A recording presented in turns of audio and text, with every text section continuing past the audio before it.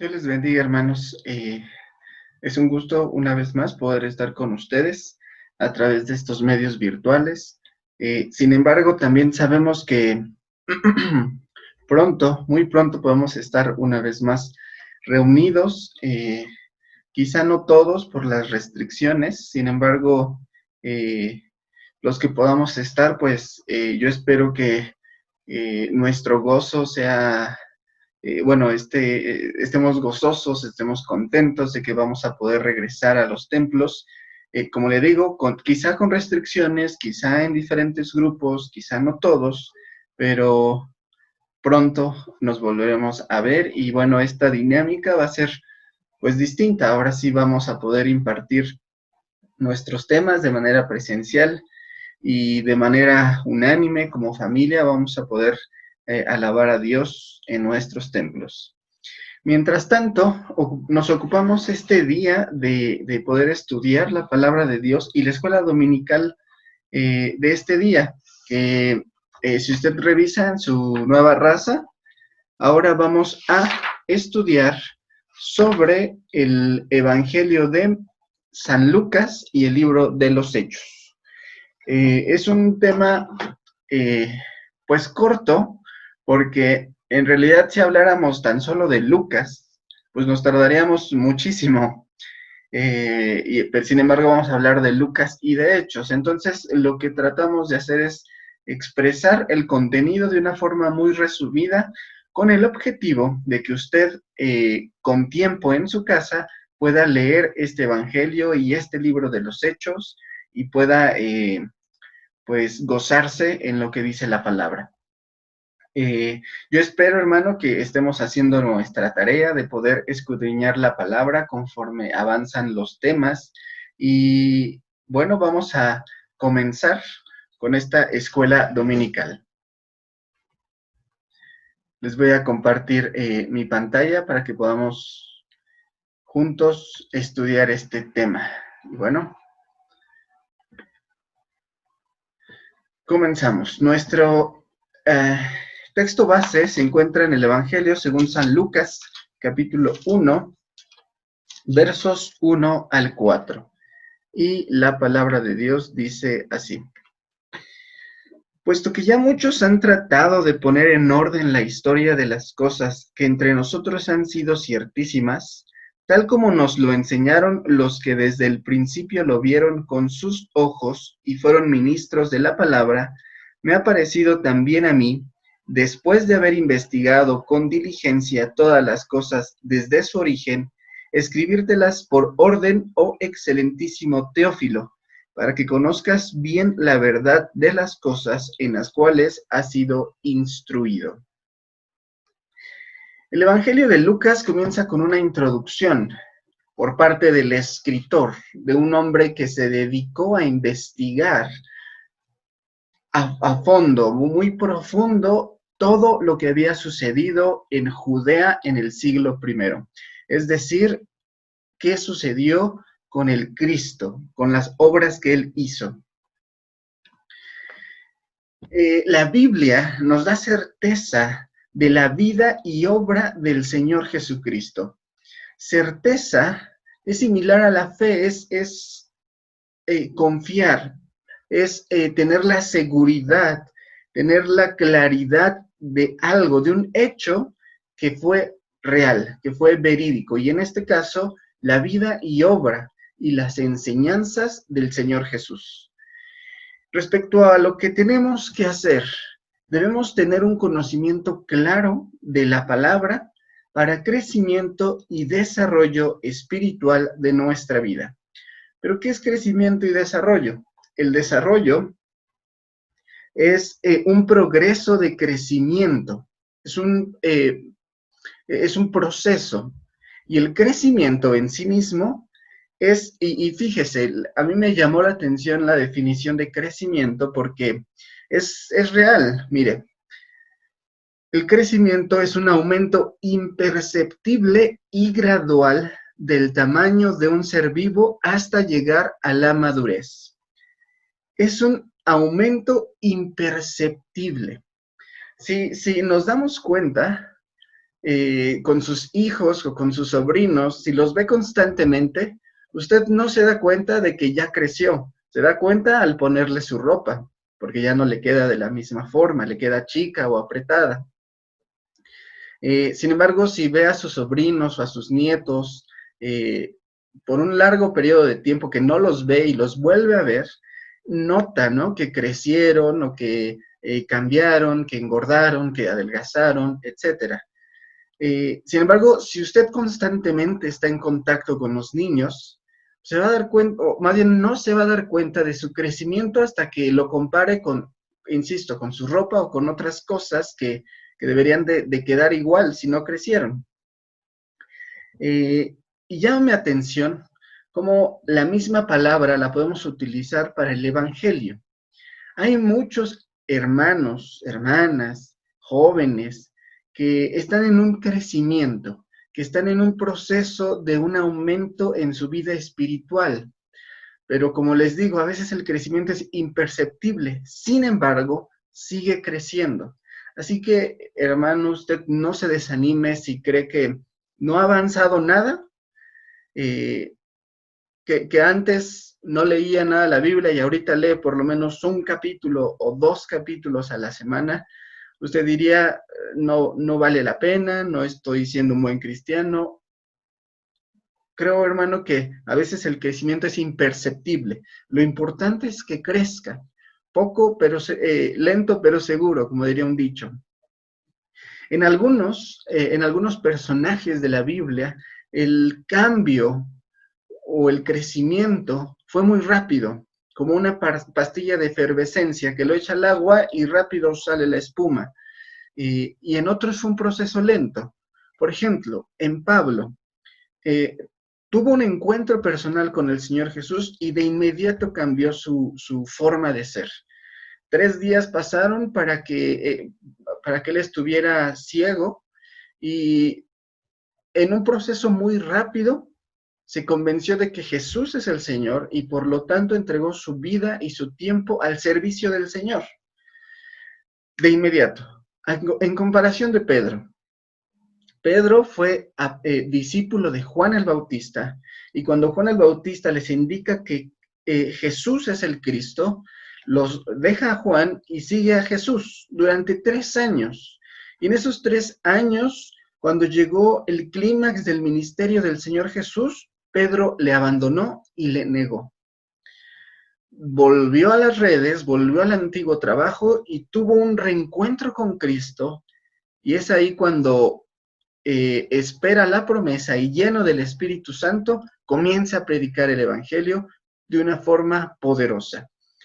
Vemos cómo con Pablo es de inmediato el cambio y con Pedro y con los demás discípulos es un proceso lento, pero seguro. Y tan seguro que gracias a Dios y por la predicación de los apóstoles del Señor, es que hoy el Evangelio ha llegado a casi todas las naciones. Veamos nuestra introducción. Las pruebas externas, es decir, lo que dicen otros libros acerca del libro de Lucas y lo que dice el mismo Evangelio, hacen referencia a que Lucas es el escritor. El libro de Lucas y de Hechos están dirigidos hacia Teófilo. Hechos es curioso que haga referencia al Evangelio. Dicen el primer tratado o Teófilo. Hace referencia al Evangelio y comienza a escribir su nuevo libro sobre los hechos de los apóstoles.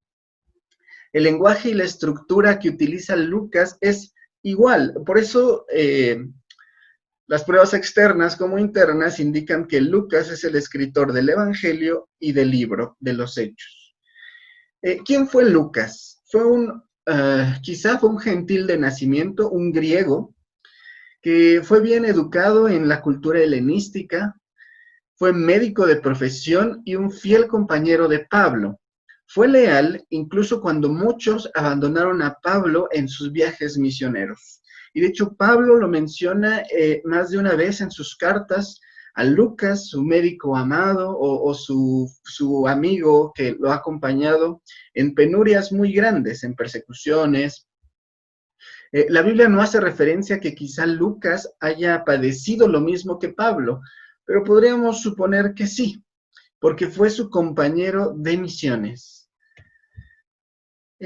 ¿Con qué propósito Lucas escribe el Evangelio? Es notable que muchos están de acuerdo en que el Evangelio se escribió también antes de la gran persecución y de la destrucción que hubo en Jerusalén en el año 70 por el general Tito. Lucas presenta enseñanzas y milagros, las cuales son importantes para comprender el camino de salvación. Muy similar a lo que escribió Juan, el apóstol. En sus últimos capítulos dice, muchas obras y mucho enseñó el Señor Jesús en la tierra, pero ni aun todos los libros del mundo podrían almacenar todo lo que el Señor hizo. Pero esto fue escrito para que conozcáis que en Jesús hay salvación. Esto es muy similar a lo que escribe Lucas y los evangelios en general. Hacen una compilación de los hechos, de los milagros, de las enseñanzas de Jesús para comprender la salvación. El alcance de los libros es completo.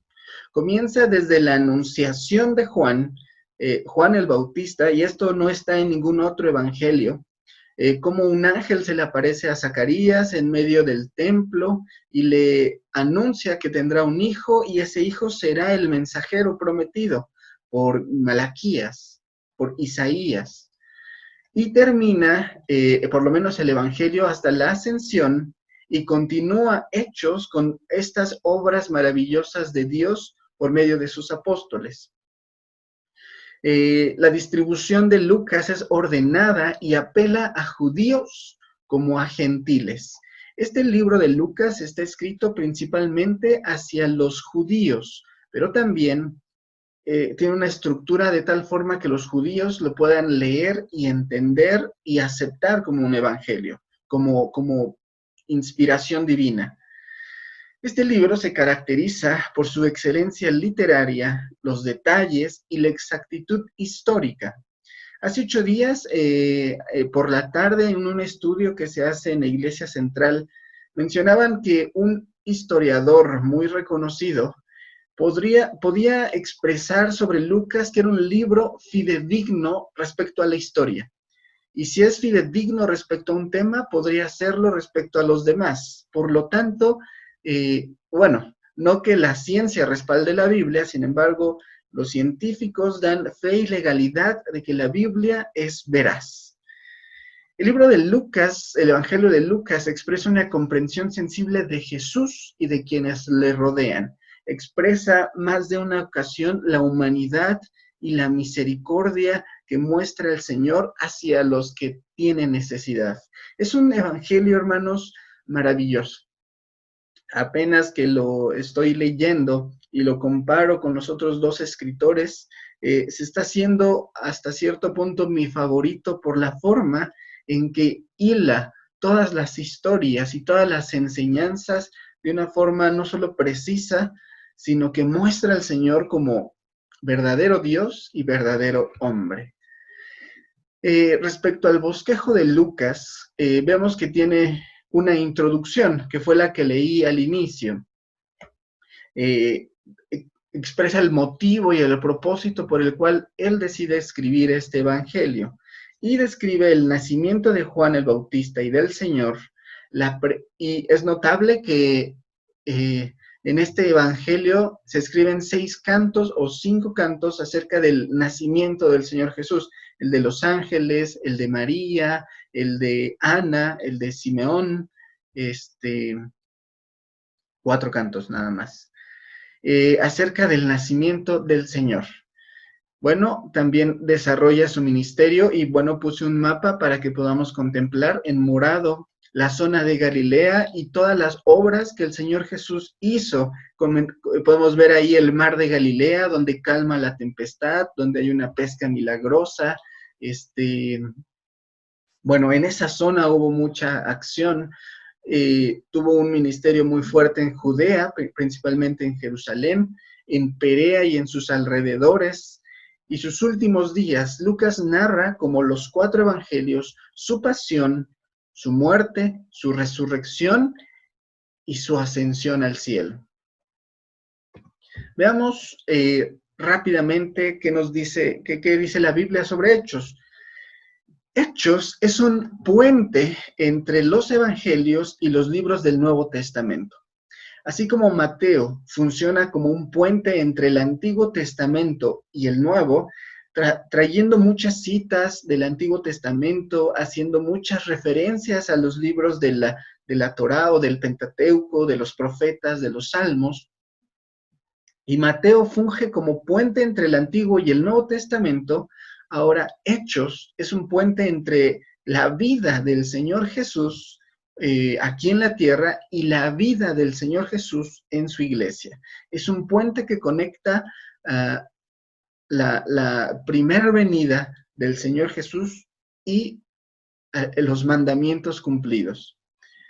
Como segundo volumen del Evangelio de Lucas, continúa la historia que hizo, de lo que hizo y enseñó el Señor, pero ahora a través de sus apóstoles e iglesia. El Evangelio narra lo que enseñó el Señor Jesús, lo que hizo, los milagros, las obras que hizo, pero ahora los hechos narran cómo el mismo Señor Jesús, por medio del Espíritu Santo y usando a sus apóstoles, sigue obrando en la vida de los humanos, salvando, sanando, restaurando vidas. El libro de los Hechos proporciona el contexto de las cartas paulinas, las cartas de Pablo, y la historia y el nacimiento y crecimiento de la iglesia por medio de la fe en Jesucristo resucitado y el poder del Espíritu Santo.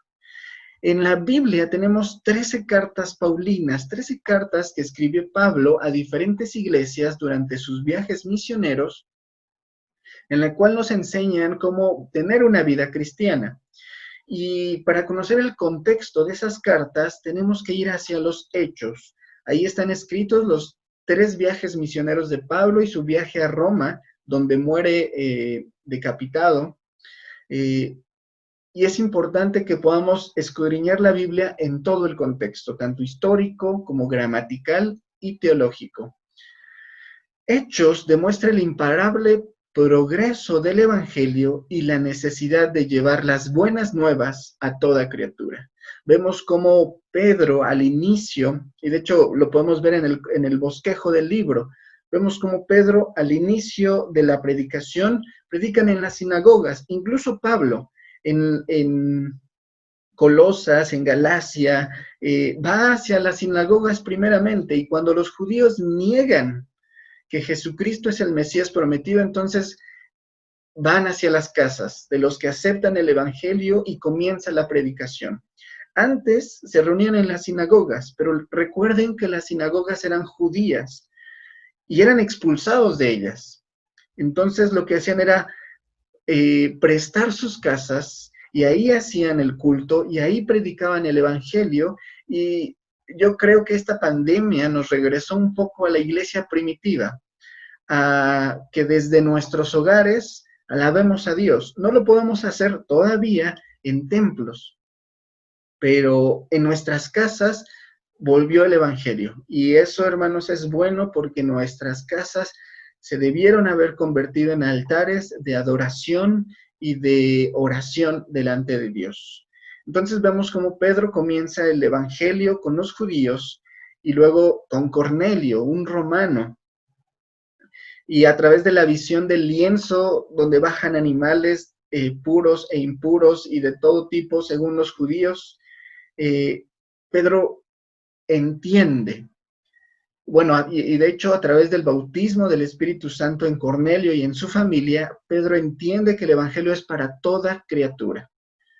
Entonces, bueno, según el desarrollo de este libro, Pablo comienza la expansión del Evangelio desde Antioquía hasta Roma y comienza un fuerte movimiento misionero evangelístico que perdura hasta el día de hoy a través de nosotros. Si Pablo, si los apóstoles se hubieran quedado solo en Jerusalén, o solo en Judea, o hasta Samaria, y no hasta lo último de la tierra, bueno, nosotros seguiríamos en un mundo pagano. Bueno, vivimos en un mundo pagano, pero sin la posibilidad de conocer el Evangelio. Además, este libro de los Hechos, en este libro están incrustadas un registro de defensas cristianas, tanto para judíos como para gentiles. Por ejemplo, contemplamos la defensa de Esteban delante de un concilio judío y muestra a Jesús como el Cristo, como el ungido de Dios. Y vemos la defensa de Pablo ante diferentes situaciones, ante un aerópago de judíos, de griegos. Contemplamos la defensa de Pablo ante un gobernador. Y este libro muestra el desenvolvimiento de la primera iglesia, tanto en el ámbito judío como en el mundo romano y helenístico o griego. Debemos saber, hermanos, que la Biblia, que aunque el Evangelio de Lucas y los Hechos y todos los libros de la Biblia contienen historia entre sus páginas, son mucho más que un compendio de libros de historia. Es mucho más que eso la Biblia. Como muchos sabemos, en nuestro segundo punto doctrinal o en la misma Biblia, en 2 de Timoteo 3:16, dice que la Biblia es la palabra de Dios, inspirada divinamente. Es útil la Biblia para redarguir, para corregir, para enseñar y para instruir en justicia. Por tanto, la Biblia debe convertirse en nuestra única regla de fe, a la que debe ajustarse nuestra vida. La Biblia es mucho más que historia, es mucho más que un compendio de libros, es mucho más que una historia de un pueblo oriental. Es la palabra de Dios que transforma vidas, que nos da esperanza, que nos transforma. Dice la Biblia, dijo el Señor en su oración sacerdotal, santifícalos en tu verdad, tu palabra es verdad. La Biblia es más que historia, la Biblia santifica. Y luego hay otro texto en la que dice, la fe viene por el oír y el oír por la palabra de Dios. La Biblia, hermanos, es nuestra fuente de comunicación con nuestro Padre Celestial. El propósito de los evangelios, ya vimos un poco el propósito de Lucas y de los Hechos, pero quiero hacer una breve remembranza de lo que ya hemos visto. Mateo, escrita hacia los judíos, un puente entre el Antiguo y el Nuevo Testamento, y describe a Jesús como rey. Por lo tanto, el texto base o el texto principal del libro de Mateo, del Evangelio de Mateo, se encuentra en Mateo 2:2. ¿Dónde está el rey de los judíos que ha nacido? Porque su estrella hemos visto en el oriente y venimos a adorarle.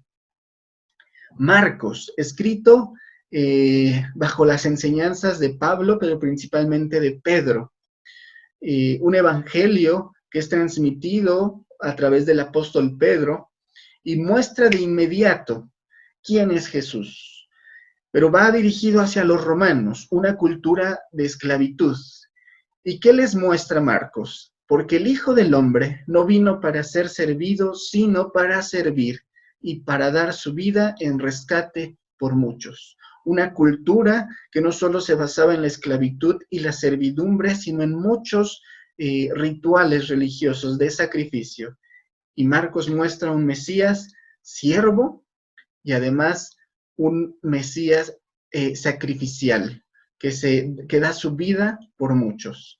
Por último, bueno, no por último, veremos el Evangelio de Juan, pero hasta ahorita hemos visto hasta Lucas. ¿Qué presenta Lucas? Lucas, escrito hacia los griegos, hacia la cultura helenística, la más importante y la más inteligente y científica del momento. ¿Y qué muestra Lucas? Porque el Hijo del Hombre vino a buscar y a salvar lo que se había perdido. Los griegos creían que a través de las obras y a través de todos los rituales que hacían hacia sus dioses, podían ser salvos. Ellos no se consideraban perdidos, se consideraban la cultura máxima. Pero Lucas les dice, en realidad están perdidos, pero para eso vino el Hijo del Hombre, para buscar y a salvar a ustedes. Podemos considerar, hermanos, que los evangelios son libros de promesas. El Señor Jesús constantemente les enseñó a sus discípulos y les prometió muchas cosas. Entre ellas les dijo que harían obras más grandes que las que Él hizo. Les prometió que vendría el Consolador y que Él les enseñaría todas las cosas, que cuando fueran llamados delante de magistrados y de gobernadores, no se preocuparan qué habrían de decir, porque el Espíritu Santo les enseñaría, les diría qué decir. Y vemos a un Esteban que es instruido por el Espíritu Santo y presenta su última defensa. Contemplamos a un Pablo delante de muchos, delante de César, delante de reyes, delante de gobernadores, y el Espíritu Santo le instruyó. El libro de los Hechos, en ese libro contemplamos el cumplimiento de las promesas.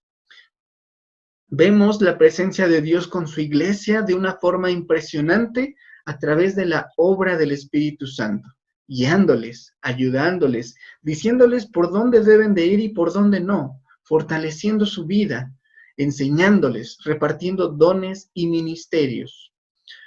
No conozco a ningún hombre que haya pasado por tantas cosas como el apóstol Pablo, por una obra que muchos creen que es una locura o una mentira. Solamente el poder del Espíritu Santo y su fortaleza pudo sostener a Pablo para poder resistir naufragios, lapidaciones, azotes, palizas por parte de su pueblo y bueno, un montón de cosas que sufrió. Solo el Espíritu Santo provee esa fortaleza. Vemos el respaldo de Dios por parte de Dios a la predicación del Evangelio. ¿Cómo? Con milagros, con prodigios y en las mismas palabras del Señor, haciendo obras aún mayores que Él, resucitando a los muertos, levantando paralíticos, devolviendo vista a los ciegos. Con la sola sombra del apóstol Pedro se levantaban los enfermos. Sin duda se cumple la palabra del Señor, que obras mayores iban a hacer, y fue así. Veamos el destinatario de Lucas. Como se mencionó hace un momento, está dirigido hacia un hombre, hacia Teófilo. Y dice Hechos, en el primer tratado, oh Teófilo, hablé acerca de todas las cosas que Jesús comenzó a hacer y a enseñar. Quizá Teófilo fue un hombre ilustre de la época. Sin embargo, el destinatario no limita su propósito, es decir, el hecho que esté escrito hacia Teófilo no significa que solo es para él y nadie más, sino que quizá por el significado del nombre expande a los destinatarios. Teófilo significa ser amado por Dios, amigo de Dios o el que ama a Dios. Y como iglesia deberíamos de ser como Teófilo, ser amigos de Dios, como Abraham, que le creamos a Él, y por lo tanto ser amados por Dios. De hecho, Él nos amó primero. Por lo tanto, ¿qué tendríamos que hacer? Amar a Dios por encima de todas las cosas. Así que crea que el destinatario de Lucas es usted. Si usted es amigo de Dios, si usted es amado por Dios, si usted ama a Dios, vea estos dos libros como una carta o como un libro dedicado para usted. Que cada texto, cada versículo que esté escrito en Lucas o en Hechos, fue escrito, pensado para usted. Y veamos nuestra conclusión. En los Hechos es un libro que está lleno de las obras del Espíritu Santo. Está lleno de las obras que hicieron los apóstoles a través del poder de Dios. Me parece extraordinario cómo inicia Hechos, es decir, no podría iniciar con algo mejor o no podría iniciar con otra cosa. Inicia con la ascensión, con la promesa de que habría de venir el Consolador, y dice Hechos 1:8, pero recibiréis poder cuando haya venido sobre vosotros el Espíritu Santo, Me seréis testigos en Jerusalén, en toda Judea, en Samaria y hasta lo último de la tierra. Y versos más adelante, en el capítulo 2, contemplamos la promesa. Cómo el Espíritu Santo viene 10 días después en el Pentecostés y llena a 120 personas con su poder. Y ahí mismo se levanta Pedro y predica y se convierten miles de hombres. Y comienza un fuerte movimiento de evangelismo. ¿Qué podemos notar? Que debemos buscar la llenura del Espíritu Santo en nuestra vida para amar y obedecer a Dios por encima de todo. Dice el mismo Evangelio, dice el Señor, el que me ama, mi palabra guardará. El que me ama, guardará mis mandamientos. El que me ama, hace todo lo que yo os mando, dice el Señor. Debemos de buscar la llenura del Espíritu Santo para cumplir con la palabra del Señor y amarle por encima de todo. Venga lo que venga, estamos viviendo una situación difícil, una situación de prueba internacional, pero aún en medio de esta prueba, amar a Dios por encima de todo. Y contemplemos, queridos hermanos, las promesas cumplidas del Señor. Podríamos decir que el Señor nos ha prometido muchísimo. Tenemos un libro de promesas. No solo los evangelios están llenos de promesas, sino los profetas, los salmos, el mismo Pentateuco. Hay promesas para nosotros. Pero ¿cómo las vamos a ver cumplidas? Sí, solo sí, amamos y obedecemos a Dios en medio de una situación difícil, en medio de esta pandemia. Si seguimos ofrendando hacia las personas que necesitan, si visitamos a los enfermos, quizá ahorita no es muy recomendable, pero a través de una llamada telefónica, a través de un mensaje, a través de muchas cosas que podemos hacer a una distancia. Así se demuestra el amor a Dios. Y bueno, yo les invito, hermanos, que hagamos una oración, pidiéndole, primero dándole gracias por su palabra, pero también pidiéndole que nos llene de su Espíritu Santo. Vamos a volver a las iglesias, pero ¿cómo vamos a volver? ¿Volveremos a ser los mismos, que éramos impuntuales, que nos dormíamos en el tema? ¿Vamos a volver a ser los mismos que no nos llevamos bien con algún hermano, con alguna hermana y pues no lo saludábamos o le hacíamos feo o había problemas entre los mismos hermanos? ¿Cómo regresaremos? ¿Seremos los mismos que antes? ¿Seremos los mismos cristianos tibios o fríos que asistimos por asistir o vamos a regresar con la llenura del Espíritu Santo, gozosos, que si nos permiten cantar uno o dos cantos, los cantemos con el corazón, que si nos permiten solamente media hora o una hora de predicación o muy poca oración, lo hagamos con el corazón. ¿Cómo vamos a regresar? Bendito Dios, te damos gracias por tu palabra, por la bendición que nos das de poder escucharla y por la bendición que nos das de poder tenerla tan cerca de nosotros, muy a la mano de nosotros. Bien dice tu palabra que no está lejos, no está en los cielos o del otro lado del mar o en un lugar muy profundo para que digamos quién subirá o quién irá del otro lado del mar o quién descenderá y nos la traerá y nos la hará saber. Está muy cerca de nosotros y por eso te damos gracias, porque a pesar de todas las persecuciones que ha pasado tu palabra, a pesar de todos los tiempos de destrucción que ha sufrido, ha permanecido hasta el día de hoy.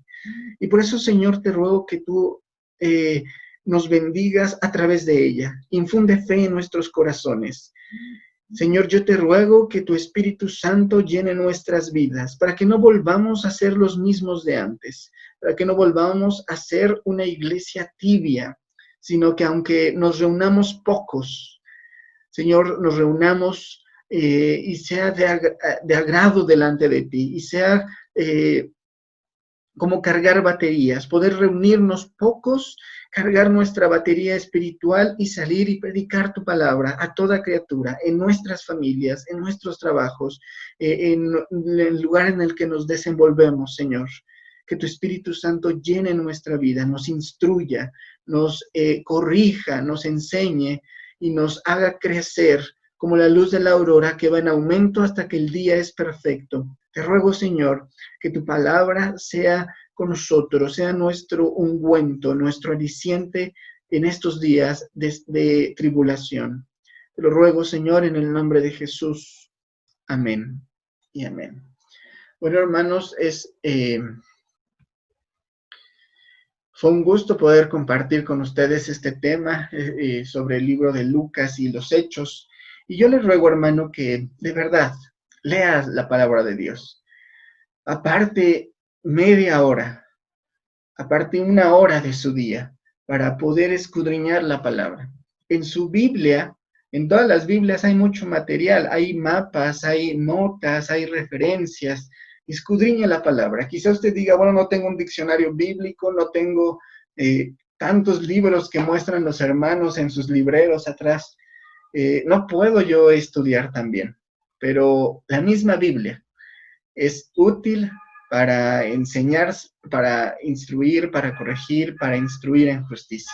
Entonces, lea la palabra de Dios. Lea a partir de este domingo, bueno, si ya terminó Mateo y Marcos, si no termine los evangelios previos, y empiece con Lucas, y luego con Hechos, siendo un mismo libro. Y bueno, concluimos este momento de escuela dominical y recitemos el Salmo del Buen Pastor y nos despedimos. Jehová es mi pastor, nada me faltará. En lugares de delicados pastos me hará descansar. Junto a aguas de reposo me pastoreará, confortará mi alma. Me guiará por sendas de justicia por amor de su nombre. Aunque ande en valle de sombra de muerte, no temeré mal alguno, porque tú estarás conmigo. Tu vara y tu cayado me infundirán aliento. Aderezas mesa delante de mí en presencia de mis angustiadores. Unges mi cabeza con aceite, mi copa está rebosando. Ciertamente el bien y la misericordia me seguirán todos los días de mi vida, y en la casa de Jehová moraré por largos días. Amén. Hermanos, que Dios les bendiga y que tengan la paz de Dios.